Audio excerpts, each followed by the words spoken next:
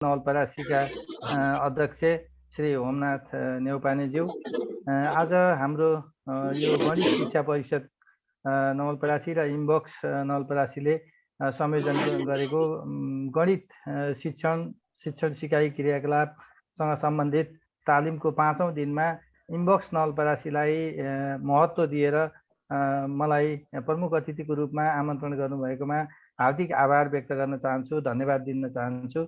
आजको कार्यक्रममा प्रमुख प्रशिक्षकको रूपमा यहाँ उपस्थित हुनुहुने आदरणीय हुकुम प्रसाद दाहाल सर, त्यसै गरी आदरणीय ताराबहादुर मगर सर, वेदान्त पब्लिकेसनका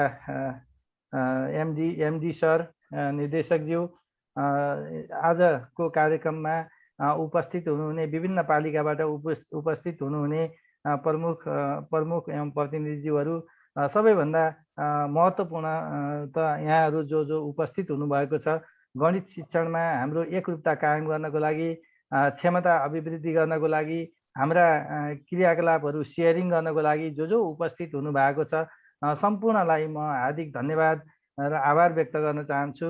र आजको कार्यक्रममा हुकुम प्रसाद दाहाल सरले, ताराबहादुर मगर सरले हामीलाई सहजीकरण गर्नुहुनेछ र हामीलाई यो जुम उपलब्ध गराउने मैले दियाल सिंह खडा सरलाई पनि हार्दिक आभार व्यक्त गर्न चाहन्छु। र मैले धेरै नबोलिकन आजको कार्यक्रमको पूर्ण सफलताको कामना गर्दै मैले आफ्ना भनाइहरू यहीँ अन्त्य गर्न चाहन्छु। धन्यवाद, नमस्कार। हस्, धन्यवाद रेशम सर। मैले पुनः आसन ग्रहणको क्रमलाई जोडेँ। मैले वेदान्त पब्लिकेसनका एमडी सुरेश सरलाई आजको हाम्रो यस कार्यक्रममा अतिथिको आसन ग्रहणको लागि मैले विनम्र अनुरोध गरेँ। सुरेश सर। सरको म्युट छ सर, म्युटमा छ। सर म्युटमा हुनुहुन्छ कि जस्तो सर। मैले यहाँ सुरेश सरलाई विनम्र अनुरोध गरेँ। अनम्युट त थिएन कि जस्तो लागेको छ। हुन्छ, उहाँले आसन ग्रहण गर्नुभएको सङ्केत गर्नुहुनेछ माइक अनम्युट गरेको अवस्थामा। र अबको फ्लोर मैले आजका प्रमुख व्यक्तित्व आदरणीय हुकुम प्रसाद दाहाललाई अबको बाँकी सेसन अगाडि बढाउनको लागि पनि विनम्र अनुरोध गर्दछु। र नेटवर्कको कहिलेकाहीँ प्रब्लम भए पनि राख्न सक्छ, बिचमा फेरि हुकुम सरको कार्यक्रम पश्चात तारा सरको कार्यक्रम जोडिनेछ। त्यस कारणबाट कहीँ कतै लाइन नेटवर्क टुट्न गएमा मैले कार्यक्रममा केही सहजीकरण गर्नुपर्ने अथवा के अरे यहाँ कार्यक्रम प्रस्तुताको रूपमा चाहिँ अगाडि स्ट्यान्ड बाई रहिदिनको लागि मैले सागर सुवेदी सरलाई पनि विनम्र अनुरोध गर्दै अबको समय हुकुम सरको रहेको कुरा विनम्र अनुरोध गर्दछु। धन्यवाद नवराज सर। यस 7 दिने कार्यक्रमका अध्यक्ष एवं नवलपुर गणित परिषदका अध्यक्षज्यू, त्यसै गरी इनबक्सका सचिव एवं कालिका माविका प्राचार्य रेशम सर र आजका प्रमुख अतिथिज्यू नवराज घिमिरे सर, ताराबहादुर मगर सर, वेदान्त पब्लिकेसनका चेयरपर्सन सुरेश कुमार रेग्मी सर र आजको कार्यक्रममा आउनुभएका सम्पूर्ण प्रिन्सिपल साथीहरू लगायत शिक्षक मित्रहरू, म ढिला नगरिकन आज कार्यक्रम सुरु गर्छु। हिजोको जस्तै मेरो फेरि त्यो स्पिडले अलिकति फेरि प्रब्लम क्रिएट गर्न सक्छ। मैले मेरो कन्टेन्टहरूलाई अलिक समयमा सक्नुपर्ने हुन्छ। मैले आजको कार्यक्रम हिजो थाँती राखेको एउटा मैले होमवर्क दिएको थिएँ यहाँहरूलाई, टिचर साथीहरूलाई। सानो एउटा होमवर्क थियो थीमेटिक अप्रोच सम्बन्धी कुराहरूमा। त्यस सम्बन्धी कुरालाई जोड्दै आज मैले 2टा विषयवस्तु उठान गर्नेछु यहाँहरूसँग। मेरो समय 1 घण्टाको रहनेछ र 2टा विषयवस्तु मैले उठान गर्नेछु, जसभित्र आज हामी गणित शिक्षण सिकाइका उद्देश्यका बारेमा अलिकति व्यापक छलफल गर्नेछौँ। त्यो अलिक डेमोन्स्ट्रेटिभ अप्रोचमै हुन्छ, इलिस्ट्रेटिभ अप्रोचमै हुन्छ। त्यो खालि सरसर्ती मैले थ्योरिटिकल कुरा मात्रै राख्ने भन्दा पनि त्यसको म उपदेयताहरू आवश्यकता अनुसार देखाइराखेको हुन्छु सबै कुरा, सबै क्लिप्सहरूमा चाहिँ। र त्यस पछाडि अनि हामी अलिकति आज इभ्यालुएसनका कुरा गर्छौँ र भोलिको दिन चाहिँ हाम्रो कम्प्लिटली एक्टिभिटी बेसमा जान्छ। कम्प्लिटली नै म्याथमेटिक गणितका जति पनि क्रियाकलापमूलक सिकाइ हुन्छन् त्यो चाहिँ मेथोडोलोजी र एक्टिभिटिजको जुन मैले फ्युजन भनेको छु त्यसको बारेमा छलफल चाहिँ भोलि गर्नेछौँ हामी। र लगभग भोलि हाम्रो अन्तिम दिन पनि हुनेछ कार्यक्रमको। मैले ढिला नगरी स्क्रिन सेयरको माध्यमबाट म अगाडि बढेको छु। मित्रहरू, छोटकरीमा छलफल गरौँ। म यहाँहरूलाई क्लिप्स देखाउँदैछु। हिजोको क्लिप्सबाटै म अगाडि बढेको छु। जस्तो सबैले देख्नुभयो नि त, स्क्रिन सेयर भयो। हिजो हामीले केही थिमहरू सेलेक्ट गरेका थियौँ र मैले तपाईँहरूलाई केही थिम र त्यो थिममा चाहिँ म्याथमेटिकल कन्टेन्ट चाहिँ कसरी हामीले इन्टिग्रेट गर्न सक्छौँ त भन्ने कुरा राखेको थिएँ। त्यसमा छोटकरीमा यसलाई हामीले 10 मिनटभन्दा बढी चाहिँ नदिन आग्रह गरेँ मैले, किनभने यो कुरो भइसक्यो, आखिरी भएको छ। भोलिका दिनमा पनि यसलाई निरन्तरता गरौँला। एउटा मैले हिजो एउटा कार्य दिइसकेकोले, योजना दिइसकेकोले गर्दा मात्रै मैले यसलाई नटुटाइकन त्यो सिक्वेन्सलाई अगाडि बढाएको छु। सकिन्छ भने 10 मिनटभन्दा अगाडि नै सकौँ। जस्तो पहिलो हाम्रो थिम चाहिँ आवर स्कुल थियो। यसभित्र हामी म्याथमेटिक्स गणितलाई, हाम्रो गणितलाई यो खास गरी कक्षा 3 सम्म चाहिँ थिमकै आधारमा गयो। तर थिम साइलेन्ट हुन्छ है माथि चाहिँ, फेरि पनि रिपिट गरेँ मैले, कक्षा 3 सम्म चाहिँ थिम नै आउँछ।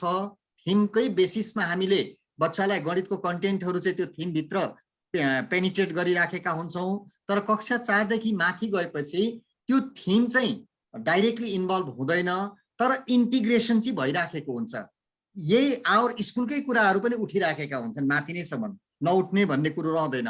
तर आवर स्कुलै भएर चाहिँ थिम बन्दैन भन्न खोजेँ मैले। त्यस आधारमा तपाईँहरूलाई डिस्कस गर्न पनि इजी होस् भन्नका लागि पहिला 1 देखि 3 सम्म हाम्रो स्कुल भन्ने एउटा थिमभित्र, आवर स्कुल भन्ने थिमभित्र कस्ता म्याथमेटिकल कन्टेन्टहरू हामी पेनिट्रेट गर्न सक्छौँ त, इन्टिग्रेट गर्न सक्छौँ त मित्रहरू, छोटकरीमा डिस्कस गरौँ। मैले फ्लोर ओपन गरिदिएको छु एकदम छोटकरीमा।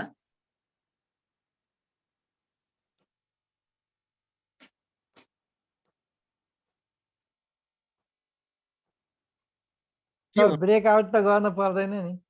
हजुर, ब्रेकआउट त गर्न पर्दैन नि? पर्दैन सर, यो एक अनौपचारिक, मैले अलिकति अनौपचारिक बनाएको। जस्तो अब मैले टिचरहरू साथीहरूलाई जस्तो हिजो दिएको थिएँ, केही सोचेर आउनुभयो कि भन्ने मात्रै मेरो अभिप्राय हो। त्यो हुँदा बाइ द वे मैले रेशम सरलाई नि आग्रह गरेँ फेसिलिटेट गरिदिन अलिकति। सरले हिजो 4वटा थिमहरू दिनुभएको थियो। हजुर सर। अब हामी सबै हिजो इन्भल्भ थियौँ। अब हामीले म्याथमेटिक्सको दृष्टिकोणबाट आवर स्कुल भन्ने थिमलाई कसरी हामीले बच्चाहरूलाई त्योसँग जोड्ने, म्याथमेटिक्सलाई जोड्ने, त्यसै गरी अरू पनि छन्। तैपनि म साथीहरूलाई एक्टिभ पार्टिसिपेट हुनको लागि अनुरोध गर्दछु। म्याडमहरू, तपाईँहरू 1 देखि 3 मा पढाउने विशेष गरी म्याडमहरूको चाहिँ रोल हुन्छ स्कुलहरूमा। प्लिज बोलिदिनुहोस् तपाईँहरूले कस्तो तरिकाबाट कन्टेन्ट ल्याउन सक्नुहुन्छ। सजिलो छ कुराहरू। सर नमस्कार। नमस्कार हजुर। म रिता नेउपाने, ज्ञानोदय सेकेन्डरी स्कुलको प्राइभेट टिचर। मलाई चाहिँ यो आवर स्कुलमा को कन्टेन्टमा थिम बेसमा रहेर चाहिँ मैले क्लासरुममा प्रयोग गर्ने कुराहरू चाहिँ थोरै सेयर गर्नु मन लाग्यो सर। हुन्छ म्याम। विशेष गरेर बिलो 3 को स्टुडेन्टहरूलाई धेरै गर्ने गरिन्छ। जस्तै बच्चाहरूलाई चाहिँ कहिलेकाहीँ पिङ खेलाइन्छ हैन, पिङ बच्चाहरू फ्राइडे स्पेसलमा पिङ खेलाइन्छ। अनि पिङ खेल्दाखेरि चाहिँ बच्चालाई काउन्ट गर्न लगाइन्छ, तिमी पालो गरेर खेल। अनि पिङ खेल्दै गर्दा बच्चाले चाहिँ 1 2 3 4 गरेर काउन्ट गर्न जानेको हुन्छ।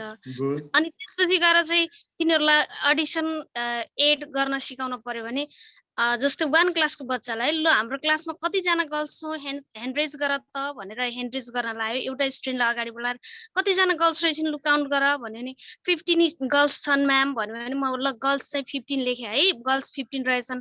लु अब अर्कोले चाहिँ बोइज, एउटा गर्ल्स उठेर बोइज काउन्ट गर त कति छन् भन्दा 17 छन् म्याम भन्यो। लु 17, अर्को साथीले 17 लेख्नुहोस् बोर्डमा। लु हामी टोटल कति भएछौँ काउन्ट गर त भन्दा यति भएछौँ भनेपछि लु यसरी एड गरेर भएको भनेर यसरी गर्ने गर्छौँ sir. Am I right? Yeah absolutely. अब सबट्र्याक्सन पनि आउँछ त्यहीँनेरि, गर्ल्सको संख्या कतिले बढी छ अथवा बोइजको संख्या कतिले बढी छ, कतिले घटी छ। या एकदम फाइन, एकदम फाइन। मैले थोरै कुरा राखेँ है सर। हजुर सर। रिता नेउपाने म्याडमको क्लास मैले पनि हेरेको छु कि एकचोटि जनज्योति नमुना माविमा हुनुहुन्थ्यो, अहिले त ज्ञानोदयमा हुनुहुन्छ। उहाँले एक्ज्याक्टली त्यसरी नै बच्चाहरूलाई मोटिभेट गरेर शिक्षण सिकाइ क्रियाकलाप अगाडि बढाएको मैले देखेको थिएँ। म्याडमलाई धन्यवाद।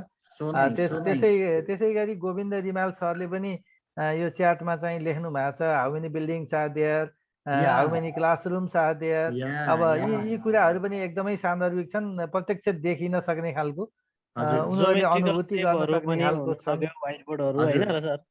हो, द्याट्स गुड। अब स्कुलको कम्पाउन्ड वरिपरि घुमाएर बिग अब्जेक्ट स्मल अब्जेक्ट सिकाउन सक्ने भयौँ, टल अब्जेक्ट सर्ट अब्जेक्ट सिकाउन सक्ने भयौँ हामीले।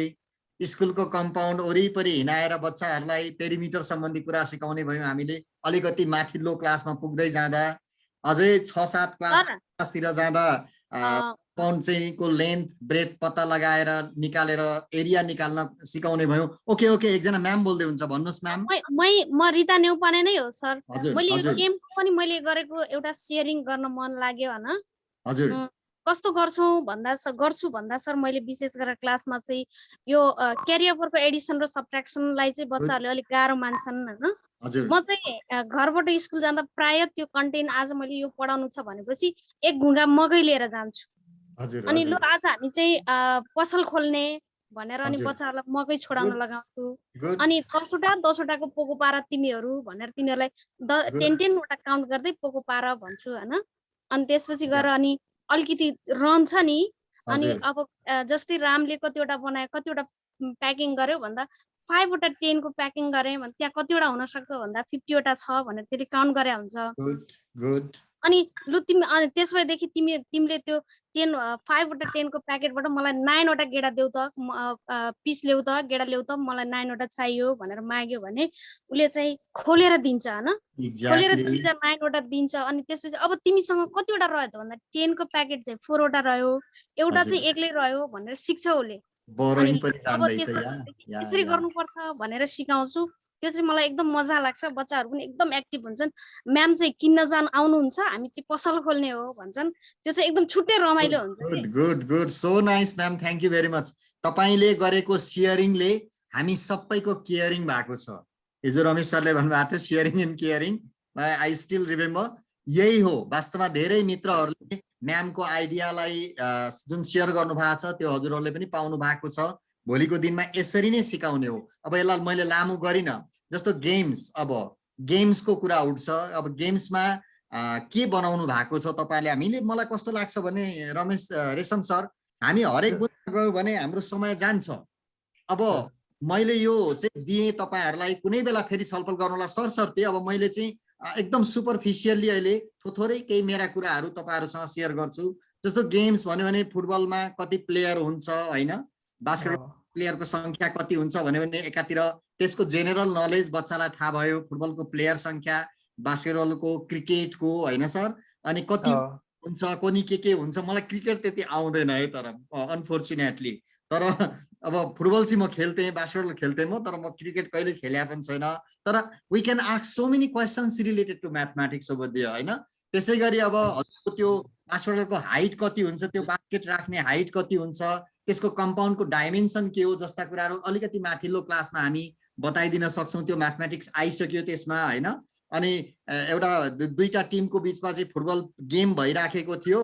जम्मा कतिजना प्लेयरले खेलिरहेका थिए त भन्दा 22 जना हुने भयो। त्यो 11 22 जना हुने भयो। कतिजना किपर हुन्छ, 2 जना किपर हुन्छ। अब बच्चालाई त्यो साइड पनि सिकाएका छौँ भने त यो साइडमा कति प्लेयर छन्, त्यो साइडमा कति प्लेयर छन् जस्ता कुरा सिकाउनु भयो। अब येल्लो कार्ड र रेड कार्ड दिने सिस्टम ल्याइदिन सक्छौँ। 3 जना खेलाडीले चाहिँ ए भन्ने एउटा क्लबको 3 जना खेलाडीले रेड कार्ड पाएर निस्किए भने त्यो टिममा कति खेलाडी बाँकी रह्यो भनेर सब्ट्र्याक्सन सिकाउन सक्छौँ। ल हेर्नुहोस्, एकातिर रेड कार्ड पाउनु भनेको फुटबलबाट निस्कनु रहेछ भन्ने कुराको जेनरल नलेजको विकास हुन्छ भने अर्कोतिर सब्ट्र्याक्सन सिकिराखेको हुन्छ। हाउ नाइस, यही हो थिम भनेको। यसरी हामीले थिमलाई जीवनसँग जोडेर सिकायौँ भने असाध्यै रमाइलो हुन्छ। सिजनको पनि त्यही हो, summer season, winter season, autumn season, spring सिजनका बारेमा हामीले बच्चालाई सिकाएर समर सिजनमा पानी पर्छ, यसपटक गएको वर्ष कति मिलिलिटर पानी पर्यो त भनेर माथिल्लो क्लासमा अब हैन त्यो रिपोर्ट चाहिँ एउटा तिमीले न्युज पेपरबाट अथवा कुनै मिडियाबाट अथवा गुगलबाटै सर्च गरेर ल्याऊ भनेर भन्नु भने सिजनमा, मनसुन सिजनमा पानीको कुरादेखि लिएर विन्टर सिजनमा मिनिमम टेम्परेचर कति थियोदेखि लिएर म्याक्सिमम टेम्परेचर कति भयो र टेम्परेचरको फ्लक्चुएसन कति भयो भनेर हामीले 3 कक्षा 1-2 तिर बुझ्दैन यो भाषाहरू। त्यो चाहिँ अब क्लेभरली टिचरले त्यो लेभललाई चाहिँ बुझ्न आवश्यक छ। भन्ने कुरा राखेँ। त्यसै गरी आवर स्कुल गार्डनमा पनि यिनै कुराहरू, विभिन्न किसिमका फुलहरूको सङ्ख्याहरू हैन, त्यो फुलहरूको बारेमा केही कुरा बताइदियो भने विद्यार्थीले अलिकति बोटनीको कुरा सिक्छ भने त्यो फुलहरूको चाहिँ हाइटहरू सिकाउन सक्छौँ हामीले। अनि हजुरको त्यो लगभग भन्नुहोस् न, एउटा फुल रोपेको छ भने महिना दिन अथवा 1.5 महिनाभित्रमा त्यसको हाइट कति बढेर पनि व्यावहारिक रूपले हामीले सिकाउन सक्छौँ। यी विभिन्न कुरा भए। अब मैले यसमा 10 मिनट भनेको थिएँ, 10 मिनटभन्दा अलिकति बढी समय मैले खर्चिसकेको छु। यसमा हामी बढी नजानु, मुख्य कार्यक्रम फेरि छ। मैले तपाईहरुलाई एउटा खाली के मात्रै आँखी झ्याल खोले भने थीम यति मात्रै होइन, थीममा बसेर सिकाउनुको मजै बेग्लै हुन्छ। क्लास इन्टरेक्टिभ हुन्छ, हिजो पनि भने एक्टिभ हुन्छ, यसले इन्टिग्रेट गरिराखेको हुन्छ। बाइ द वे हिजो एकजना सरको मैले पछि मेसेज हेरेको थिएँ, मेसेन्जर के भन्छ उसमा, यो कमेन्टमा, यो म्युनिसिपालिटी कतिवटा म्युनिसिपालिटी के भन्ने कसरी जान्दछ र भनेर उहाँले कमेन्ट गर्नु भएको थियो। त्यो भनेको टिचर्सको गाइडमा सरले त्यसलाई अलिकति पोजिटिभली लिँदैन आग्रह गर्ने। टिचरको गाइडमा कक्षा 5 को अथवा कक्षा 6 को विद्यार्थी हो, त्यो निकै बढिसकेको हुन्छ त्यो विद्यार्थी। सकिन्छ भने छेउको म्युनिसिपालिटीमा, म्युनिसिपालिटी भनेको एउटा रिप्रेजेन्टेसन हो, म्युनिसिपालिटीको ठाउँमा अर्को चिज हुन सक्छ, त्यहाँ स्कुलकै अफिस हुन सक्छ। त्यहाँनेरि तपाईको स्कुलको अफिसमा पनि हामीले बच्चालाई लिएर गएर चाहिँ ल एसईमा परीक्षामा भाग लिएका जम्मा विद्यार्थी गर्ल्स कति रहेछन्, बोइज कति रहेछन् भनेर त्यो कुरा रिफ्लेक्ट गर्न सक्छौँ तथ्याङ्क शास्त्रलाई। त्यसैले त्यो जे छ त्यही हुनुपर्छ भनेर हामी रिजिड बन्नु हुँदैन मित्रहरू। मैले यसरी बुझ्न आग्रह गरेँ उहाँ सरलाई, जुन उहाँले मलाई अलिकति एउटा सानो पोजिटिभ कमेन्ट गर्नुभएको थियो। त्यो हो, कहिले कहिले जिज्ञासा हुन्छ। यिनै कुरा राख्दै मैले थीमेटिक अप्रोच र के भन्छ इन्टिग्रेटेड करिकुलमको बारेमा अब बिट मार्न चाहन्छु। यो सुरुवात हो, यसको एकदमै धेरै डिस्कसनहरू छन्। आउने दिनमा म त्यो डिस्कसनका लागि तपाईहरुसँग सहयात्रा गर्न तयार छु भन्ने बाचा गर्दै यो चाहिँ कन्टेन्ट सकिएको जानकारी गराउन चाहन्छु र म अब आजको विषयवस्तुमा म प्रवेश गर्दैछु। मेरो अलिक छिटो भयो भने मैले आग्रह गरेँ होमनाथ सर, रेशम सर, हुकुम सर अलिकति ढिला भनिदिनु होला। यो हुकुम सर अब अहिलेसम्म त ठिकै छ सर, स्पिड सरको त्यही समयअनुसार बढ्दै जान्छ। अब त्यसलाई सरले अब व्यवस्थापन गरिहाल्छ। व्यवस्थापन गर्छु सर, म कोसिस गर्छु। हाम्रो समय अलिकति त्यस्तै छ, कन्टेन्ट अलिक बढी छ, यो पनि दिउँ त्यो पनि। यो चाहिँ मेरो हाम्रो डिफेक्ट है सर, यो डिफेक्ट सुधार्दै जान्छु यो अनलाइन क्लासमा। अब 5 घण्टा उभिएर बोल्नु परेको भएदेखि चाहिँ वेल म्यानेज हुन्थ्यो, तर अब हामी चाहिँ थोरै समयभित्र धेरै कुरा राख्न खोज्छौँ, त्यसैले यो कठिनाइहरू भएका छन्। म फेरि सर एकदम छोटो कुरा के, अघि सरकै कुरामा एकजना सरले कमेन्टमा लेख्नु भएको छ, सरोज शर्मा सरले स्लोप अफ द ग्राउन्ड, यो चाहिँ अलि 9-10 को लागि उपयुक्त हुन्छ कि होइन सर? सरले भनेको कुरा शेपका कुराहरू चाहिँ उपयुक्त हुन्छन्, स्लोपका कुराहरू चाहिँ अलि माथिल्लो क्लासहरुमा कुराहरू चाहिँ धेरै उपयोगी हुन्छन्। हो, त्यही त मैले एउटा हजुरलाई के राखेँ भने जस्तो कस्तो हुन्छ भने त्यो लेभल अनुसार। सर सेप भनेको स्लोप होइन सर, सेप सर, सेप। सेपै लेख्नु भएको रहेछ। मैले स्लोप देखेछु फेरि। ओके, अगाडि बढे त, स्क्रिन शेयरबाट अगाडि बढे म। ए ल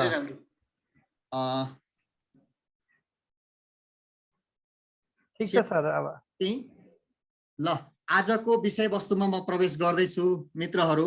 आजको हाम्रो विषयवस्तु टिचिङ म्याथमेटिक्स टिचिङ लर्निङ अब्जेक्टिभबाट सुरु गरेको छु मैले। अब म बिस्तारै प्रवेश गर्दैछु विषयवस्तुमा। अब उद्देश्यका कुराहरू राख्दैछु। वास्तवमा यो उद्देश्यले हाम्रो शिक्षण सिकाइलाई असाध्यै म्यानेज गरिराखेको हुन्छ, रेगुलेट गरिराखेको हुन्छ। शिक्षण सिकाइलाई रेगुलेट गर्ने अभिन्न भाग भनेकै उद्देश्यहरू हुन्। वास्तवमा उद्देश्यले डेस्टिनेसन दिन्छ, गन्तव्य दिन्छ मित्रहरू। गन्तव्य भनेको हामी कहाँ पुग्ने भन्ने हो, के अचिभ गर्ने भन्ने हो। अब्जेक्टिभले वाट दिन्छ, अर्को शब्दमा भन्ने हो भने के को उत्तर दिन्छ, के सिकाउने, के का लागि सिकाउने जस्ता कुराहरू चाहिँ म्याथमेटिक्स अब्जेक्टिभ बोलिराखेको हुन्छ ती कुराहरूमा। अनि अर्को पाटो हुन्छ त्यो कसरी भन्ने हुन्छ, त्यो अहिले म बिस्तारै आउने भएकोले गर्दा एकैपल्ट म खप्टन चाहदिनँ कुराहरूलाई। म्याथमेटिक्स अब्जेक्टिभ खास गरी मित्रहरू 2 प्रकारका हुन्छन्। एउटा एजुकेसनल अब्जेक्टिभ, बोले एकदमै फोकस हौँ हामी। एउटा एजुकेसनल अब्जेक्टिभ हुन्छ र अर्को चाहिँ इन्स्ट्रक्सनल अब्जेक्टिभ हुन्छ।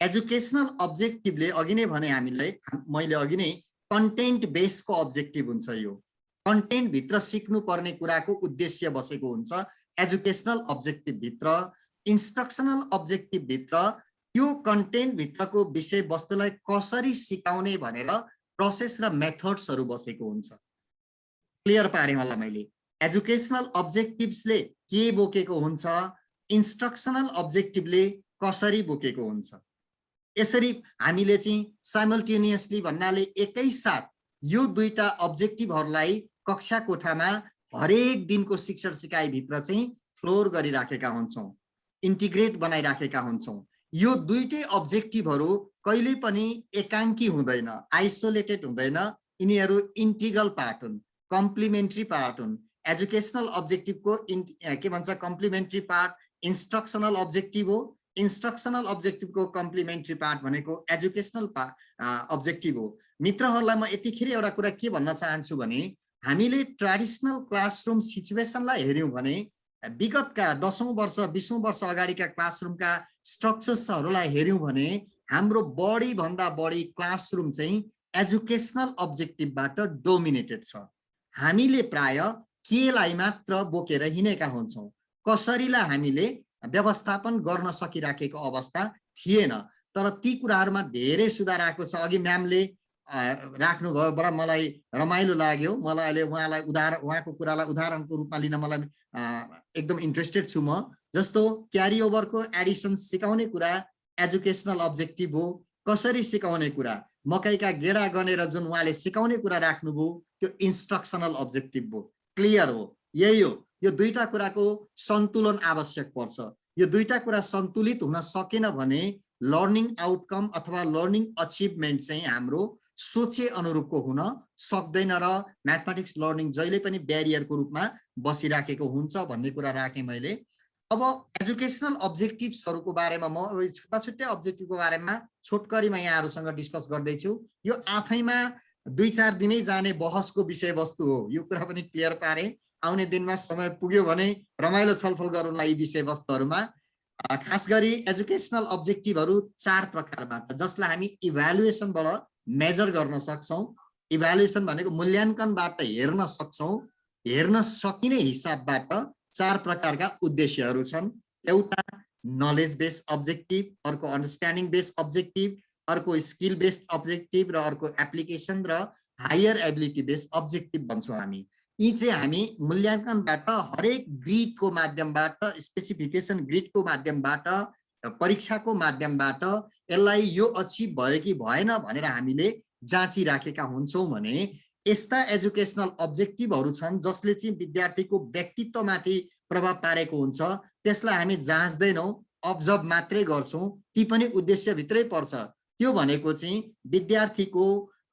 विद्यार्थीले गणित सिक्यो भने उसको एटिट्युडमा बदलाव आउँछ उसको एटिट्युडमा शिफ्ट आउँछ उसले जे तरिकाबाट म्याथलाई बुझिराखेको थियो त्यो भन्दा विकसित रूपबाट म्याथलाई बुझ्न थाल्छ उसले त्यो भनेको चाहिँ उसको एटिट्युड पट्टि जान्छ अर्को भनेको विद्यार्थीमा एप्टिट्युडको विकास हुन्छ एप्टिट्युड भनेको एटिट्युडबाट डेभलप हुने विषयवस्तु यो स्किलसँग रिलेटेड हुन्छ खास गरी साइकोमोटरसँग रिलेटेड हुन्छ के गर्ने भन्ने कुरासँग चाहिँ रिलेटेड हुन्छ एप्टिट्युड चाहिँ त्यो चाहिँ एक्सन ओरिएन्टेड हुन्छ एटिट्युड चाहिँ साइकोलोजी ओरिएन्टेड हुन्छ एप्टिट्युड चाहिँ एक्सन ओरिएन्टेड हुन्छ र त्यो कुराको पनि विकास भइराखेको हुन्छ जसलाई हामी मेजर गर्न गर्दैनौं जेनरली इभ्यालुएसनबाट तर त्यो कुराको विकास भएको हुन्छ अर्को रमाइलो कुरा त बच्चामा कल्चर्डको विकास भएको हुन्छ कल्चर्ड भन्छौं हामी त्यो कल्चर्ड भनेको चाहिँ बच्चाको पर्सनल व्यक्तित्वसँग रिलेटेड हुन्छ बिहेभियरसँग रिलेटेड हुन्छ व्यवहारसँग रिलेटेड हुन्छ गणित नजान्ने बच्चाको व्यवहार र गणित असाध्य राम्रोसँग जान्ने बच्चाको व्यवहारलाई रिसर्च गर्ने हो भने हामीले धेरै ठूलो भिन्नता पाउँछौं त्यो केले त भन्दा गणित सिकिसकेपछि उसमा आउने बदलावले हो एउटा शिफ्टिङ ल्याइराखेको हुन्छ त्यसैले त्यो पनि उद्देश्यमूलक कुराहरू हुन् हामी त्यो बृहत छलफलमा अहिले जाँदैनौं एजुकेसनल अब्जेक्टिभ यसरी 4 प्रकारबाट हुन्छन् भन्ने कुरा मात्रै राखेँ यहाँ म एउटा कुरा के आग्रह गर्न चाहन्छु अहिले पनि म डेमोन्स्ट्रेसनमा पनि त्यो कुरा राख्छु यो नलेज बेस्ड अब्जेक्टिभ र अन्डरस्ट्यान्डिङ बेस्ड अब्जेक्टिभहरु चाहिँ यिनीहरू rather isolated rather than integrated भन्ने भनाइ छ प्राय म्याथमेटिक्स भित्र। किनभने यो नलेज र अन्डरस्ट्यान्डिङको विकासबाट त्यो कन्टेन्ट प्रतिको कन्सेप्टको विकास भन्छौँ हामी, अवधारणाको सिकाइ हो। नलेज र अन्डरस्ट्यान्डिङ जब इन्टिग्रेट हुन्छ त्यसले बच्चामा अवधारणाको विकास हुन्छ, अनि अवधारणाको विकास भइसकेपछि नै बच्चामा सिपको विकास र हायर एबिलिटीको विकासहरू भइराखेको हुन्छ। त्यसैले यो नलेज अब्जेक्टिभ र अन्डरस्ट्यान्डिङ अब्जेक्टिभको नातागोता चाहिँ रिलेसनसिप चाहिँ अलिकति रिभर्सिबल अप्रोचको हुन्छ है। मैले यहाँहरूसँग सेयर गरेँ, तपाईँहरू नजिकको नै होला, यो हायरार्की भन्दा पनि नलेज अनि नलेज पछि अन्डरस्ट्यान्डिङ यसरी नबुझ्न आग्रह गरेँ। यिनीहरू सँगै आइराखेका हुन्छन्, नलेज र अन्डरस्ट्यान्डिङ तपाईको प्रोसेसले गराइराखेको हुन्छ। अहिले म उदाहरणबाट यो कुरा क्लियर पार्छु। केही उदाहरणहरू हेर्नुहोस् त, सानै क्लासबाट मैले यहाँ डेमो गरेको छु। जस्तो तपाईले देख्नुभयो यहाँ मैले प्लेसको कुरा र प्लेस भ्यालुको कुराको सानो नानीहरूलाई कक्षा 2 को विद्यार्थीलाई कक्षा 3 को विद्यार्थीबाट क्रमशः माथिसम्म पुग्छु आज। जस्तो नलेज अब्जेक्टिभले रिमेम्बरिङ गराउँछ। हामीले सोध्यौं उसलाई 243 मा 2 को प्लेस भ्यालु निकाल त भनेर एउटा समस्या सोधेका छौं भने हेर्नुस् है यो प्रब्लमले कति कुरालाई कनेक्ट गरेको छ, कति उद्देश्यलाई कनेक्ट गरेको छ हेर्नुस् त। हामीले सोध्यौं भने सबभन्दा पहिला उसले 2 भन्ने संख्या 100 को स्थानमा छ भनेर रिमेम्बर गर्छ, पहिचान गर्छ। त्यसपछि उसले कम्प्युटिङ भन्छौं हामी, त्यो चाहिँ उसमा बोधको विकास गरेका छौं। प्लेस भ्यालु निकाल्ने उसमा बोधको विकास भएको छ भने उसले के गर्छ यो बेलामा भने त्यो जुन अंक छ 2 भन्ने अंक छ त्यसले त्यो प्लेसलाई मल्टिप्लाई गरेर यसको प्लेस भ्यालु 200 हुन्छ है भनेर प्लेस भ्यालु निकाल्छ।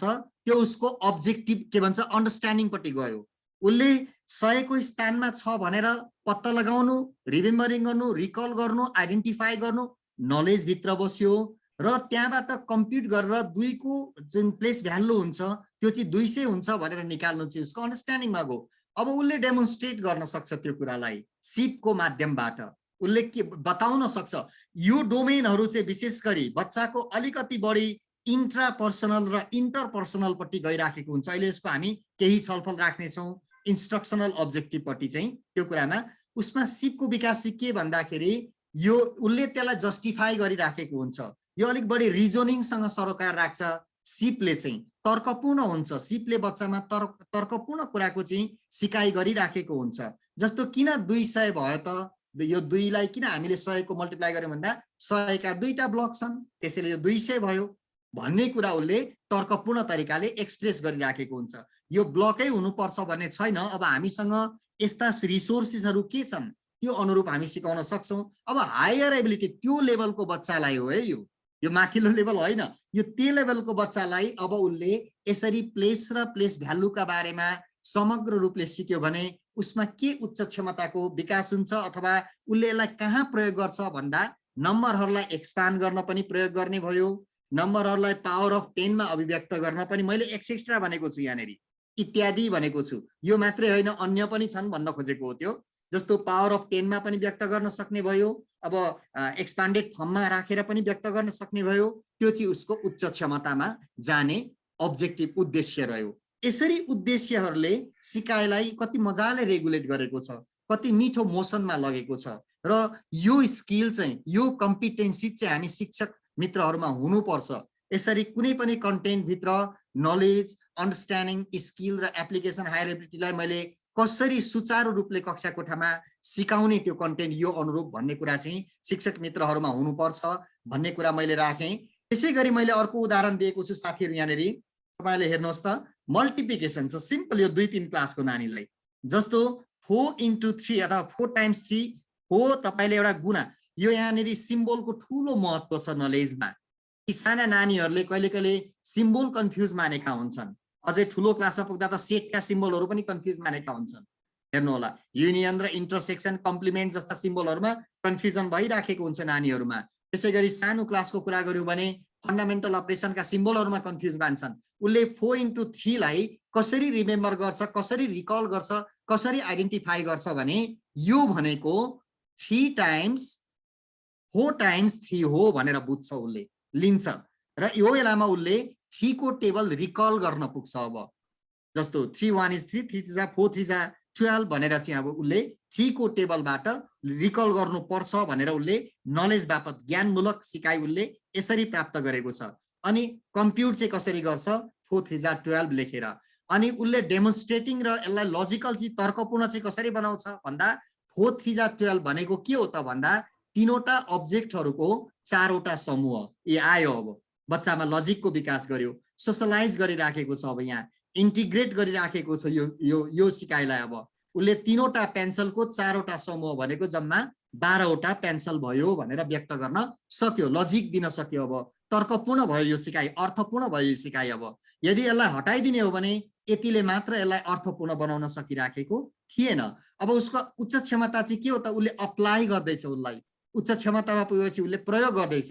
जस्तो there are 4 packets of pencils and there are 3 pencil in each packet, how many pencil are there in all भनेर तपाईले सिचुएसनल प्रब्लम बनाइदिनु भयो भने मैले यहाँ मल्टिप्लाई गर्नुपर्छ र यसलाई मल्टिप्लाई गरे भने मैले रिक्वायर उत्तर निकाल्न सक्छु भनेर उसले यसलाई प्रयोग गरिराखेको हुन्छ। कति रमाइलोसँग फ्लो भयो त अब्जेक्टिभहरू हो। यो अनुरूप चाहिँ हामीले पढाउनु भन्दा अगाडि अहिले त्यो भर्चुअल क्लासमा पनि यिनै कुराहरू हुन्। यो हाम्रो भौतिक क्लासमै मात्रै भन्ने कुरो रहेन। तपाईले अहिले अनलाइन क्लास सिकाउँदा पनि यही तवरबाट पावर पोइन्टमा मटेरियल बनाउनु पर्ने हुन्छ, यही तवरबाट तपाईले सिकाउँदाखेरि बोल्दिनु पर्ने हुन्छ विद्यार्थीहरूसँग। यसरी जानुभयो भने सिकाइ सजिलोबाट जटिलतातर्फ, सिम्पल टु कम्प्लेक्समा जान्छ भन्ने कुरा मैले मित्रहरूलाई हार्दिक आग्रह गरेँ। मैले अहिले च्याट बक्स हेरेको छैन, योले अलिकति डिस्टर्बेन्स गर्छ। मैले सरहरूलाई आग्रह गरेँ कुनै त्यस्तो रिमार्केबल कुरा के आएको छ भने म अन्त्यमा त्यसको उत्तर दिनेछु भन्ने कुरा राख्दै म क्रमशः अगाडि बढेको छु। उदाहरण सहित जाँदैछु म। नलेज बेस अब्जेक्टिभमा हेर्नुहोस् त, यो लाइक फ्र्याक्सन जोड भनेको छ। उसले के रिकल गर्छ भन्दा प्रोसेस रिकल गर्छ। यो लाइक फ्र्याक्सन हो भनेर उसले आइडेन्टिफाई गर्छ। लाइक फ्र्याक्सनको एडिसनमा मैले न्युमेरेटर जोड्नु पर्छ है भनेर सम्झनु, रिकल गर्नु, रिमेम्बरिङ गर्नु भनेको चाहिँ उसको नलेजसँग सरोकार राख्यो। त्यो कुराले नलेज ज्ञानमूलक भयो त्यो। अनि उसले त्यसलाई जोडेरै देखायो। अब राइट तवरबाट जोडेर देखायो, उसको कम्प्युट गर्न सक्यो, यो रुललाई अप्लाई गर्न सक्यो। त्यो चाहिँ उसको अन्डरस्ट्यान्डिङको अब्जेक्टिभ भयो। अब यहाँ गएर उसले रिजनिङ र डेमोन्स्ट्रेटिङ गर्छ। किन तलको 5 5 चाहिँ जोडिएन त, डिनोमिनेटर किन जोडिएन त, यहाँ तर्क आइरहेको छ एउटा। त्यो तर्कको उत्तर चाहिँ उसले रियल लाइफबाट यो अब्जेक्ट नै प्रयोग गर्न सक्छ, अथवा मैले चाहिँ यहाँ कङ्क्रिट के भन्छ सेमी कङ्क्रिट अथवा पिक्चरको सहायताबाट उसले यो कुरालाई डेमोन्स्ट्रेट गर्न सक्छ। यसरी यो कारणबाट यो ग्रीन कलर 1/5 हो, येल्लो कलर 2/5 हो, सबै रेक्टेंगल 5 भागमा बाँडिएको थियो। यो 1/5 यो 2/5 हो र सेट गरिएको जम्मा रिजन चाहिँ 3/5 भनेर अभिव्यक्त गर्छ यसलाई। अझ तपाईले कङ्क्रिट वेबाटै अझ सोशल बनाएर जानुहुन्छ भने त तपाईले ब्रेडका टुक्राहरू, एउटा सिङ्गो ब्रेडलाई 5 टुक्रा पारेर अथवा एउटा सिङ्गल के भन्छ रेक्टेंगुलर सिट अफ पेपरलाई 5 फोल्डिङ गरेर 5 टुक्रा पारेर पनि विद्यार्थीलाई बाँडेर तपाईँ यो कुरा देखाइदिन सक्नुहुन्छ, अथवा विद्यार्थीले एक आपसमा यो डेमोन्स्ट्रेसनबाट सिक्न सक्छन्। र अन्त्यमा उसले यसलाई अप्लाई गर्छ, यो कुरालाई जीवनसँग अप्लाई गर्छ। त्यो चाहिँ के हो त भन्दा जस्तो mother cuts an apple into 5 equal pieces out of which she give me 1 pieces and 2 pieces to my friend, what fraction of the whole apple do we get in all भन्दा उसले लाइक फ्र्याक्सनको एडिसनलाई युज गरिराखेको हुन्छ, यहाँनेरि प्रयोग गरिराखेको हुन्छ यहाँनेरि। यसरी अब्जेक्टिभले लाइक फ्र्याक्सनको एडिसनलाई गाइड गरेर सिम्पल टु कम्प्लेक्समा लगेको छ। यहाँ कुनै पनि कम्पोनेन्टहरू सिकाइका, कुनै पनि चिजहरू, कुनै पनि उद्देश्यहरू चाहिँ हामीले छुटाउनु हुँदैन, यसलाई हाइड गर्नु हुँदैन, ओभरल्याप गर्नु हुँदैन र यसलाई सिस्टमेटिक वेबाटै सिकाउनु पर्छ, जसले गर्दा हाम्रो सिकाइलाई म्यानेज गर्छ, रेगुलेट गर्छ भन्ने आग्रह सहित म अगाडि बढेको छु। त्यसैगरी तपाईँ अल्जेब्रामा जानुभयो भने जस्तो 2x + 3x जोड्न दिनुभयो 4 क्लास 5 क्लास 6 क्लासको नानीलाई, उसले रिकल गर्छ, अब उसले स्मरण गर्छ, रिमेम्बरिङ गर्छ। केलाई भन्दा रुललाई। त्यो चाहिँ के त भन्दा लाइक टर्म्स हुन् यिनीहरू र लाइक टर्म्समा चाहिँ मैले कोफिसिएन्ट एड गर्नुपर्छ है भनेर रुललाई रिकल गर्नु चाहिँ उसको नलेजभित्र पर्यो। अब हो मैले अघि नै भनेको छु, यो नलेजको विकास अन्डरस्ट्यान्डिङबाट हुन्छ, अन्डरस्ट्यान्डिङको विकास नलेजबाट हुन्छ। यिनीहरू एकदमै रिभर्सिबल। काहीँ काहीँ त स्किलको ठुलो जरुरत पर्छ यो अन्डरस्ट्यान्डिङ र नलेजको विकास गर्नका लागि। यो त्यसैले यी अब्जेक्टिभहरू आइसोलेटेड भन्दा पनि इन्टरकनेक्टेड छन् हाम्रो प्रोसेसमा, टिचिङ लर्निङ प्रोसेसमा। यो कुरा आग्रह गरेँ। अनि तल गएर उसले ट्वाइस एक्स र थ्राइस एक्स जोडेर 2+3 कोफिसिएन्ट जोडेर 5x निकाल्छ। यसलाई रिजनिङ बनाउँछ, किन कोफिसिएन्ट जोडियो त, यो कोफिसिएन्ट भनेको चिज चाहिँ के रहेछ त भन्ने कुरा बुझ्नको लागि चाहिँ उसले 2x मा 2 भनेको कोफिसिएन्ट हो, त्यो भनेको त 2टा x पो भनेको रहेछ, 3x भनेको त 3टा। मैले यो फ्ल्यास कार्डमा देखाएको छु, 2टा फरक फरक कलरका फ्ल्यास कार्डमा x लेखिएका हुन्। एउटा x, 2टा x, यहाँ अर्को x नीलो कलरमा छ।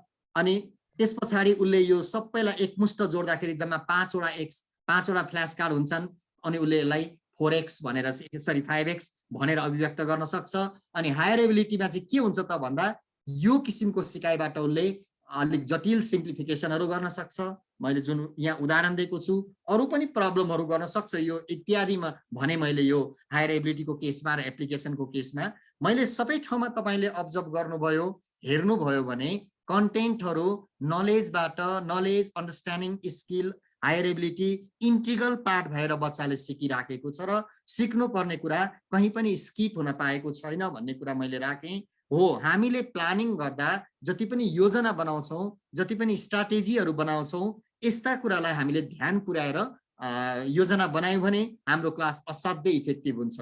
त्यसैले मैले अघि भने एजुकेसनल अब्जेक्टिभले जहिले पनि हाम्रो गन्तव्य देखाइराखेको हुन्छ, हाम्रो उद्देश्य देखाइरहेको हुन्छ। अल्टिमेटली हाम्रो बच्चाले सिक्ने के हो त भन्दा अल्टिमेटली हेर्नुहोस् त हायर एबिलिटी यो कुरा हो। यो कुरा सिक्ने आधारहरू के हुन् त भन्दा यी सबै आधारहरू हुन्। यसरी बुझ्नुपर्ने आवश्यक हुन्छ हामी टिचरले। त्यसैले उद्देश्य भन्ने कुरा साह्रै महत्त्वपूर्ण हुन्छ। हामीले यी कुराहरूलाई यो अनुसार लान सक्यौँ भने तपाईँ हाम्रो शिक्षण सिकाइ रेगुलेसनमा आउन सक्दैन, म्यानेजरियल हुन सक्दैन। अनि कहिले कहिले यो के भन्छ नि सेम बेसमा एड गर्दा चाहिँ कोफिसिएन्ट जोड्ने अरे, मल्टिप्लाई गर्यो भने चाहिँ पावर जोड्ने अरे, यो के भनेको होला भनेर बच्चा कन्फ्युज हुने, बच्चाले नबुझ्ने, बच्चाले त्यसलाई आत्मसात नगर्ने, एसिमिलाइज नगर्ने कारणहरू चाहिँ त्यहाँनेरि ल्याप्सेसहरू भएको हुन्छ भन्ने कुराको आग्रह गर्दै म अगाडि बढेँ। ओके, त्यसै गरी मैले अलिकति माथिल्लो क्लासमा पुगेँ। अब जस्तो नलेज बेस यो अब साइमल्टेनियस इक्वेसनको छ, सल्भ भनेर हामीले x + y = 15 and x - y = 5 दिएका छौँ भने बच्चाले के कुरा रिकल गर्छ, के कुरा रिमेम्बर गर्छ भने various method of solving the simultaneous equation. मैले यो इक्वेसन सब्स्टिट्युसन मेथडबाट पनि गर्न सक्छु, ग्राफिकल मेथडबाट पनि गर्न सक्छु, इलिमिनेसन मेथडबाट पनि गर्न सक्छु भनेर उसले भेरियस मेथडहरू चाहिँ माइन्डमा ल्याउँछ। उसले साइमल्टेनियस इक्वेसन हो भनेर चिन्छ र यसका सल्युसन सम्बन्धी उसले जति पनि ज्ञान प्राप्त गरेको छ त्यो कुरा उसले स्मरण गर्छ। अनि त्यस पछाडि उसले कुनै एउटा विधि अप्लाई गरेर, कुनै एउटा मेथड्स अप्लाई गरेर समाधान गर्छ, कम्प्युटिङ गर्छ, अन्डरस्ट्यान्डिङ भयो उसको।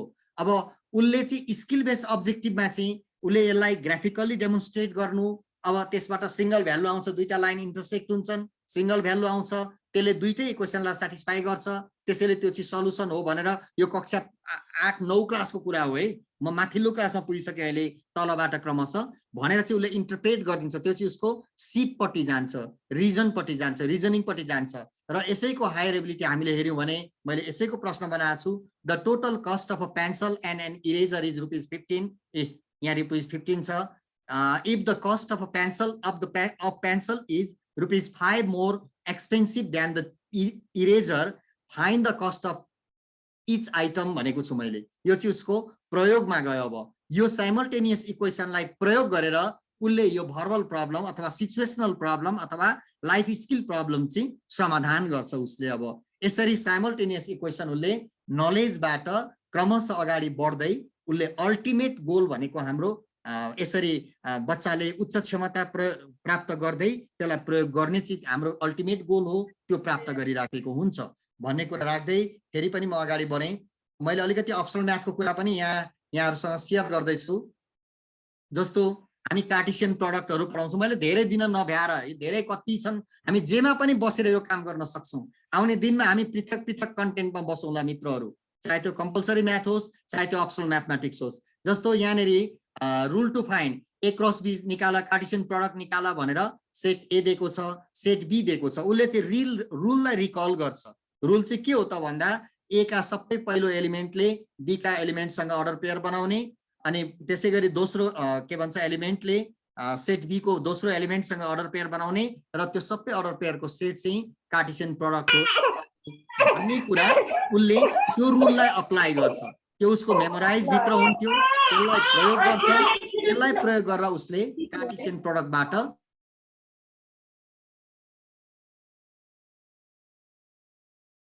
ओके मेरो अनम्युट गरे मैले कार्टेसियन प्रडक्ट निकाल्छ। सुनिन्छ हैन त मित्रहरू? Well सुनिएछ sir. ओके अब निकाल्छ। अनि त्यसपछि अब यसलाई स्किलमा जानु पर्यो भने चाहिँ यो कुरा किन यसरी भयो त भने अहिले म तपाईलाई एउटा रमाइलो उदाहरण देखाउँछु। अहिले यो कुरा किन यसरी भयो त, किन यस्तो हुन्छ भनेर यसलाई भिजुअलाइज गर्देको यो चाहिँ। अब भिजुअलाइज गर्ने चाहिँ धेरै मेथड्सहरू छन्। हामीले जुन बच्चालाई भन्छौँ नि यसरी हामीले चाहिँ कार्टेसियन प्रडक्ट चाहिँ एक्सप्रेस गर्ने चाहिँ टेबुलेसन मेथड होला, म्यापिङ मेथडहरू होला अथवा ग्राफिकल मेथडहरू होला। अहिले एरो मेथडबाट मैले यहाँ देखाइरहेको छु एउटा। यसले चाहिँ के गर्छ भन्दा यसरी भिजुअलाइज गर्यो भने चाहिँ यो पहिलो एलिमेन्टले दोस्रो एलिमेन्टसँग अर्डर पेयर बनाउने अनि सम्पूर्ण सेट लेख्ने भन्ने कुरा चाहिँ लेक्चर भयो। यो चाहिँ भिजुअलाइज भएन। अलिकति मित्रहरू थोरै मैले बुझाउने प्रयत्न गरेँ है। यो चाहिँ भिजुअलाइज भएन। त्यो कुरालाई यसरी पनि गर्यो भने चाहिँ भिजुअलाइज भयो। त्यो चाहिँ सिपपट्टि जाने भयो, अब स्किलको काम गर्ने भयो। र यसबाट उसले उच्च क्षमता चाहिँ के भयो त भन्दा एउटा एक्स्ट्रा भनेको छु मैले। जस्तो दुईटा हामीले सेट दिएका छौँ अनि A cross B is not equal to B cross A हुन्छ भनेर प्रमाणित गर भनेर सोध्यौँ भने चाहिँ उसको अब उच्च क्षमतापट्टि जाने भयो। अझै यसको लाइफ स्किल भन्छौँ हामी कहीँ त कहिले कहिले भनिन्छ नि यस्ता कुराहरू जीवनमा चाहिँ कहाँ प्रयोग गर्ने भन्ने आउँछ कहिले कहिले। मैले एउटा उदाहरण तपाईँहरूलाई ल्याइदिएको छु, हेर्नुहोस् त। यो रमाइलो छ, यो निकै पहिला कहीँ उठेको कुराहरू थिए। जस्तो यो कार्टेसियन प्रडक्टको कति रमाइलो प्रयोग छ हाम्रो दैनिक जीवनमा। हेर्नुहोस् त, a certain kinds of T shirts comes in 5 colours. T सर्टहरू चाहिँ 5वटा कलरमा आउनेवाला छ, आएका छन्। र 3 डिफ्रेन्ट नेक फर्म भनेको घाँटीको त्यसको जुन नेक हुन्छ त्यो चाहिँ 3टा फर्ममा छ, यहाँ अहिले देखाइएको छ। र यसका साइजहरू चाहिँ 6वटा छन्। हेर्नुहोस् है, 5वटा कलर, 3वटा घाँटीको साइज र यसको साइज चाहिँ 6वटा छ। घाँटीको फर्म रूप चाहिँ 3वटा छ र साइज चाहिँ 6वटा छ। मैले यहाँ रिलेट गरेको छु। कलर चाहिँ blue, red, yellow, green, brown छ। त्यसै गरी नेकको साइज चाहिँ राउन्ड नेक छ, अर्को भी नेक छ, अर्को पोलो नेक छ। त्यसै गरी साइजहरू चाहिँ एक्सेस एकदम एक्सट्रिमली स्मल छ, मिडियम छ, लार्ज छ, एक्स्ट्रा लार्ज छ, भेरी एक्स्ट्रा लार्ज छ। यति साइजका चाहिँ टी सर्टहरू आउनेवाला छन् भने यहाँ कति रमाइलोसँग हेर्नुहोस् त। Be the set of the colors, neck forms and size respective, then the set of all variants to be manufactured। अब उत्पादन गर्नुपर्ने टोटल भेरिएन्ट चाहिँ के हो त भन्दा यो सबै 3टा भेरिएन्टको कार्टेसियन प्रडक्ट हो। क्या कति रमाइलो छ।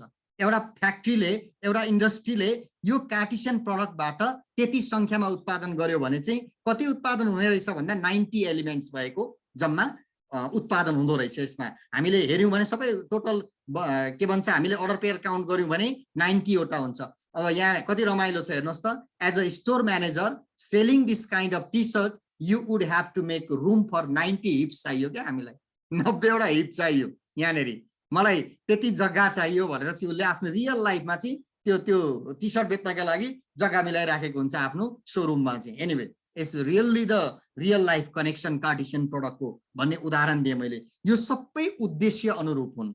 यो उच्च क्षमता सबै कुराहरू यो हामीलाई चाहिँ उद्देश्यले सिकाइराखेको हुन्छ अथवा उद्देश्यले यो बाटोमा हिँड्न हामीलाई प्रेरित गरिरहेको हुन्छ भन्ने कुरा राखेँ मैले। अब म इन्स्ट्रक्सनल अब्जेक्टिभमा प्रवेश गर्दैछु। मैले अघि भने मित्रहरू हाम्रा म्याथमेटिक्स सिकाइका 2वटा लक्ष्यहरू छन्, 2वटा उद्देश्यहरू छन्। उद्देश्य भनौँ, लक्ष्य भन्दा पनि लक्ष्य भन्नाले एमलाई मात्र देखाउँछ, त्यो चाहिँ अलिकति एब्स्ट्र्याक्ट नेचरको हुन्छ। उद्देश्य भनेको चाहिँ कङ्क्रिट नेचरको हुन्छ, अचिभ हेरिने खालको हुन्छ, क्लासरुममा रिफ्लेक्टिभ हुन्छ। एम भनेको चाहिँ क्लासरुममा रिफ्लेक्टिभ नहुने नेचरको हुन्छ। त्यो पनि मैले यो अहिले यहाँ लक्ष्य भन्ने शब्द निकालिहालेकोले त्यसलाई मैले म्यानेज गरिहालेँ। लक्ष्य र उद्देश्यको फरक चाहिँ त्यसरी बनाइएको हुन्छ। ओके, मैले अघि भनेको छु साथीहरू, उद्देश्यहरू 2 प्रकारको हुन्छ। एउटा एजुकेसनल भयो जसभित्र हामीले नलेज, अन्डरस्ट्यान्डिङ, स्किल र हायर एबिलिटी र एप्लिकेसनका कुरा उठायौँ। अब के भने त्यो सबैले के भन्ने कन्टेन्टलाई एक्सप्लोर गरिराखेको हुन्छ। त्यो उद्देश्यहरूले चाहिँ त्यो कन्टेन्ट देखाइराखेको हुन्छ। अब त्यो कन्टेन्टलाई कसरी सिकाउने भन्ने चाहिँ इन्स्ट्रक्सनल अब्जेक्टिभपट्टि जान्छ।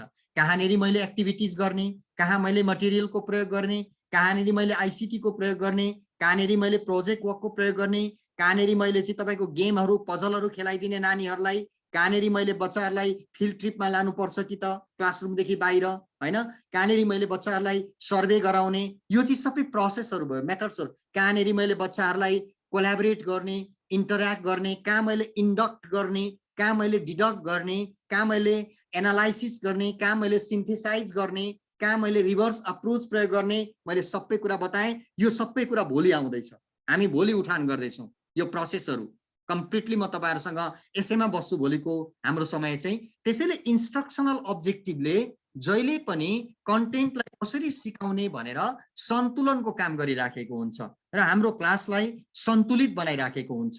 र विशेष गरी इन्स्ट्रक्सनल अब्जेक्टिभ 3टा दायरामा बोलिराखेको हुन्छ। यसले यो प्रोसेसहरूले, यो मेथोडोलोजिजहरूले त्यसको 3टा उद्देश्यहरू गाभिएको हुन्छ। त्यो के त भन्दा डोमेनको विकास हो, बच्चाको सज्ञानताको विकास भन्छौँ हामी। सज्ञानताको क्षेत्र, सज्ञानताको क्षेत्र हेऱ्यौँ भने यसको फन्डामेन्टल आधार चाहिँ के भन्छ रिमेम्बरिङ हो। रिमेम्बरिङबाट क्रमशः अन्डरस्ट्यान्डिङ हुँदै, त्यसलाई इभ्यालुएसन हुँदै, सिन्थेसाइज के भन्छ एनालाइसिस गर्दै अनि क्रिटिकल थिङ्किङ र क्रिएसनपट्टि गइराखेको हुन्छ। हामीले जुन ब्लुम्स टेक्सोनोमीको रिभाइज भर्सनमा हामीले त्यो एउटा पिरामिड देखेका छौँ, पिरामिडको अध्ययन गरेका छौँ। त्यो अध्ययन एउटा कग्निटिभ डोमेनभित्र परिराखेको हुन्छ। यो सिकाइले अघिको जुन हामीले हाइरार्की देखाएको थियो, नलेज, अन्डरस्ट्यान्डिङ, स्किल र हायर एबिलिटीका कुराहरूलाई एड्रेस गरिराखेको हुन्छ। अब प्रोसेसले, यो प्रोसेसले त्यस प्रकार चाहिँ मैले तपाईँलाई कग्निटिभको कुरा राखेँ। अब यति गरेपछि के हुन्छ त, यो अनुरूप उसको कग्निटिभ डोमेनको विकास गर्यौँ भने के हुन्छ त, त्यो सबै कुराबाट, रिजनिङबाट र रिमेम्बरिङबाट भने म्याथमेटिक्स उसले मजाले जान्दछ। यसलाई हामी एसिमिलेसनको अवस्था भन्छौँ, इन्टरनलाइजको अवस्था भन्छौँ। त्यसैले यो इन्ट्रापर्सनल डोमेन भयो। त्यो कुरालाई उसले ग्रहण गर्छ। अब कसरी ग्रहण गर्छ भने दिस इज द्याट भनेर उसले बुझ्छ। सर्वाङ्गीण रूपले उसको बुझाइ भइराखेको हुन्छ। यो केले गर्यो भन्दा कग्निटिभ डोमेनको प्रोसेसले गरायो है मित्रहरू। कग्निटिभ डोमेनको प्रोसेसमा महत्त्वपूर्ण कुरा चाहिँ रिजनिङ र रिमेम्बरिङ नै हो। रिजनिङभित्र धेरै कुरा छन्। रिमेम्बरिङ भनेको त एकदमै प्र्याक्टिस बेस्ड हुन्छ, अलिकति बढी प्र्याक्टिसमा हामी इन्भल्भ गराउँछौँ।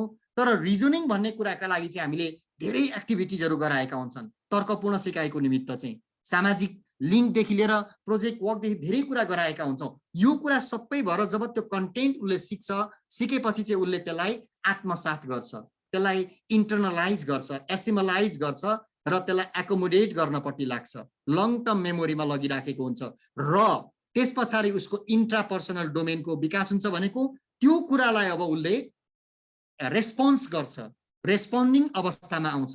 त्यो परीक्षाको माध्यमबाट रेस्पोन्ड गरोस् कि कसैलाई सिकाउने माध्यमबाट लिडरसिपको डेभलप गरेको हुन्छ। उसले इन्फर्मेसनलाई, अरूबाट आएको इन्फर्मेसनलाई इन्टरप्रेट गरिदिन सक्छ, आफ्नो मेरो यो यस्तो भनेर अभिव्यक्त गर्न सक्छ। यो भर्बल पनि हुन्छ, नन भर्बल पनि हुन्छ, बोलेर पनि हुन्छ, गरेर पनि हुन्छ। त्यसैले गर्दाखेरि त्यो भनेको चाहिँ उसको अप्टिमम लेभल हो, त्यो इन्स्ट्रक्सनल अब्जेक्टिभबाट प्राप्त गरिने कुराको।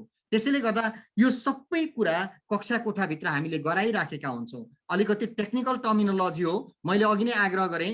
यसलाई अझ विशेष रूपले उदाहरणसहित राम्रोसँग अगाडि बढाउनका लागि मैले आउने दिनमा यहाँहरूसँग सहकार्य गर्ने प्रतिज्ञा गर्छु। मेरो एकदमै मलाई रुचि लाग्ने विषयभित्र पर्छ यो टपिक्सहरू।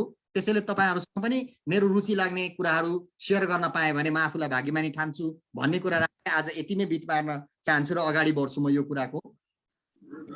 हामीले हेऱ्यौँ भने सिकाइलाई हामीले कसरी ट्रान्सफर्म गर्यौँ त, हिजोको अवस्थाबाट आजको अवस्थामा सिकाइ कसरी इभल्भिङ भएर आइराखेको छ, कसरी ट्रान्सफर्मेटिभ भएर आइराखेको छ भनेर मैले एउटा महत्त्वपूर्ण स्ट्रक्चर तपाईँहरूसँग सेयर गर्दैछु। हिजोको स्ट्रक्चर के थियो त सिकाइको, हिजोको प्याराडाइम भन्छौँ हामी। सिकाइको स्ट्रक्चरलाई इन जनरल प्याराडाइम भन्ने चलन छ। हिजोको प्याराडाइम चाहिँ के थियो त भन्दा हामी कन्टेन्टमा मात्रै फोकस हुन्थ्यौँ। हामी एउटा कन्टेन्ट लिने, त्यही कन्टेन्ट पढाउने, त्यही कन्टेन्ट सिकाउने काम गर्थ्यौँ हामी। त्यसो हुँदा के हुन्थ्यो भन्दा लर्निङ प्यासिभ हुन्थ्यो, किनभने त्यो कन्टेन्टले प्रोसेस खोजेको थिएन, कसरी सिकाउने भन्ने खोजेको थिएन।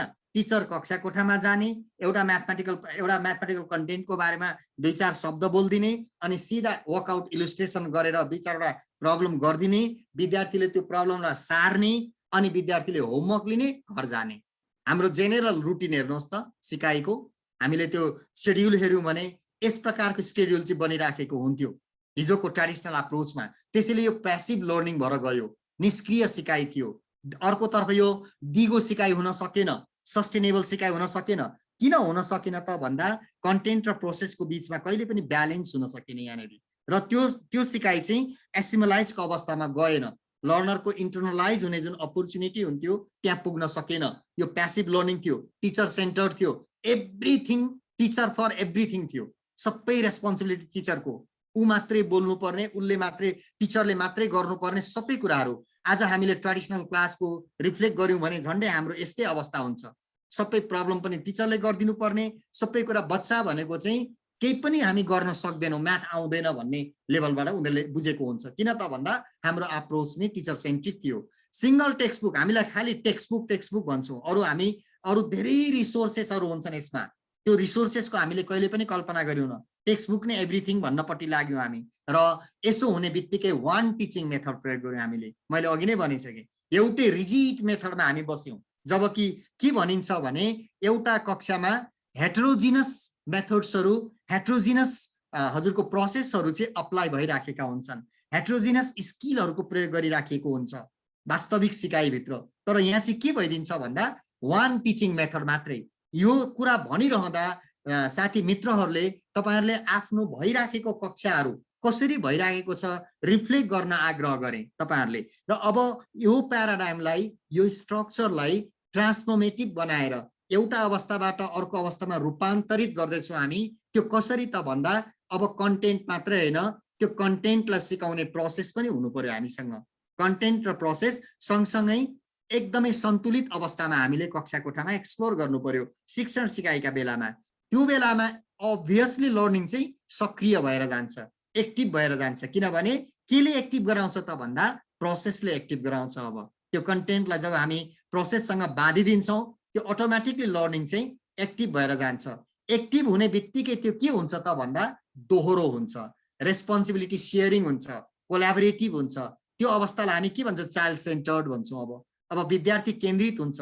अबको प्रोसेस भनेको, अबको सिकाइ भनेको केन्द्रबिन्दुमा विद्यार्थी आइसकेको हुन्छ। अनि यो बेलामा जब हामीले एक्टिभ लर्निङ गरेका हुन्छौँ हामीले भरपूर रिसोर्सेसहरूको प्रयोग गर्छौँ। आवश्यक परेको ठाउँमा हामीले बनाएका मटेरियलको प्रयोग गर्छौँ, मकैका दानाहरू प्रयोग गर्छौँ, अथवा स्ट्रहरू प्रयोग गर्छौँ, अथवा ब्लक्सहरू प्रयोग गर्छौँ, अथवा मैले अघि नै केही मटेरियल तपाईँलाई देखाएँ होइन, ती चिजहरू प्रयोग गरिराखेका हुन्छौँ, इन्टरेक्टिभ बनाइराखेका हुन्छौँ र भेराइटिज अफ टिचिङ मेथड्सहरू अप्लाई गरिरहेका हुन्छौँ हामीले अबको सिकाइमा। किन त भन्दा त्यहाँ त्यो लर्निङ एक्टिभ छ, त्यहाँ बच्चा केन्द्रित छ। त्यो कारणले गर्दाखेरि त्यो सिकाइ चाहिँ असाध्यै एक्टिभ भएर गएको छ र त्यो एक्टिभ बनाउने काम चाहिँ भेराइटिज अफ मेथड्सले गरिराखेको हुन्छ भन्ने कुरा मैले राखेँ। यसरी ट्रेडिसनल अप्रोचको शिक्षण सिकाइ अब ट्रान्सफर्मेटिभ अप्रोचमा गएको छ। अहिले हामी ट्रान्सफर्मेटिभ पेडागोजीको कुरा उठाइराखेका हुन्छौँ। यही हो ट्रान्सफर्मेटिभ पेडागोजीको आधारभूत बुझाइ भनेको चाहिँ, एकदम फन्डामेन्टल कन्सेप्ट भनेको चाहिँ यही हो। हामीले जब यो पुरानो तरिकालाई यो नयाँपनमा ल्याउन सक्छौँ यो बेलामा सिकाइ चाहिँ ट्रान्सफर्मेटिभ हुन्छ। र अल्टिमेट गोल ट्रान्सफर्मेटिभ अप्रोचको के हो त भन्दा यसले कक्षा कोठालाई कन्स्ट्रक्टिभिस्ट बनाउँछ, कन्स्ट्रक्टिभ हुन्छ कक्षा कोठा, रचनात्मक हुन्छ, सृजनशील हुन्छ। टिचर कन्स्ट्रक्टिभिस्ट बन्नुहुन्छ, रचनात्मक बन्नुहुन्छ, सृजनशील बन्नुहुन्छ र हाम्रो विद्यार्थी पनि कन्स्ट्रक्टिभिस्ट बन्छ। यसले अन्ततोगत कन्स्ट्रक्सन गर्छ भनेको क्रिएसनको पाटोमा जान्छ। कन्स्ट्रक्सन भन्ने कुरा क्रिएसनपट्टि लिङ्क छ, यसको सोसियल कनेक्सनपट्टि लिङ्क छ यसको। र यसरी हामीले कक्षा कोठालाई रूपान्तरित गर्न सक्छौँ भन्ने कुरा मैले राखेँ। अब म टिचर्सको रोल एकदम छोटकरीमा देखाउँछु मात्र। हामीसँग मैले अघि भने हामीले 6:10 मा कार्यक्रम सुरु गरेको थियौँ। मैले 1 घण्टाभन्दा बढी लिन्न भनेको छु। मैले समयलाई अब म्यानेज गर्दै जानुपर्छ, तर म सकेसम्म बरु त्यो कन्टेन्टलाई भोलि रिपिट गर्नेछु। केही कुराहरू मैले भ्याइनँ भने, तर म छिटो जान्न, मेरो बाछा भयो। म यतिको मोसनमा बस्नेछु। म I will try my best. Resham sir यतिको मोसन ठिकै छ होइन सर? होइन, ठिक, एकदम राम्रो छ sir. Okay, thank you sir.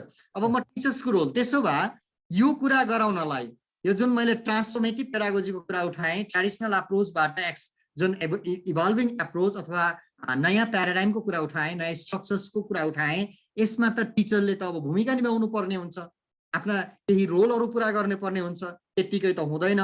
त्यसैले मैले टिचर्सको रोललाई पनि एउटा अवस्थाबाट अर्को अवस्थामा कसरी ट्रान्सफर्म गर्ने त भोलिको दिनमा कक्षा कोठामा भन्ने कुरा तपाईँहरूसँग म अहिले सेयर गर्दैछु। जस्तो टिचर्स रोल इन ट्रान्सफर्मेटिभ एप्रोचमा पहिलो रोल भनेको अब टिचर फेसिलिटेटर र गाइड हो। अब टिचरले फेसिलिटेट गर्नुपर्छ भनेको के त भन्दा लर्निङ एटमोस्फियर क्रिएट गर्नुपर्छ। सबभन्दा पहिला लर्निङ इन्भाइरोमेन्ट क्रिएट गर्नुपर्छ।